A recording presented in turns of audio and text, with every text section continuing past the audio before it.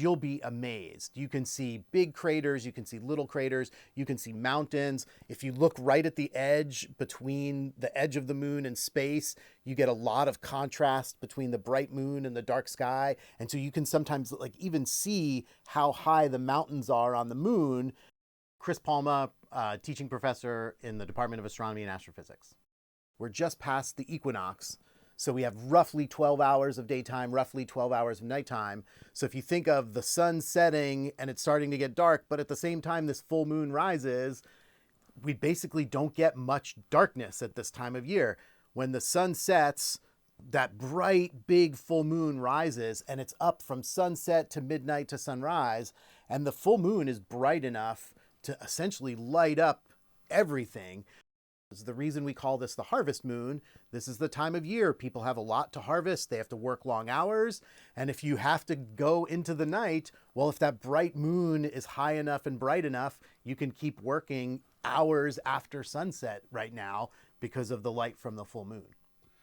The absolute best nights to go out stargazing are usually those frigidly cold days in January and February. It gets so cold that the atmosphere is basically has no water in it.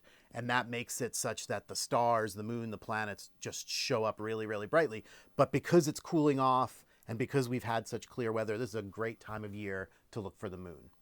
The moon is just a beautiful target. And the really nice thing is because it's the closest astronomical object to us, anything, a small pair of binoculars, a small telescope, point them at the moon. And I also tell people, if you're like, I have trouble pointing my telescope, I can't find anything, the moon is the easiest thing to point at. So practice on the moon. So this meteor shower that's coming up later this month, we're actually passing through the tail of Halley's Comet. So that's the Orionid Meteor Shower, is created by the tail from Halley's Comet. And that's the time of new moon, when the moon is in the same part of the sky as the sun. So we don't see the moon in our sky at all. So around October 20th, 21st, 22nd, you could potentially see 20 meteors per hour in a hopefully clear and dark moonless sky.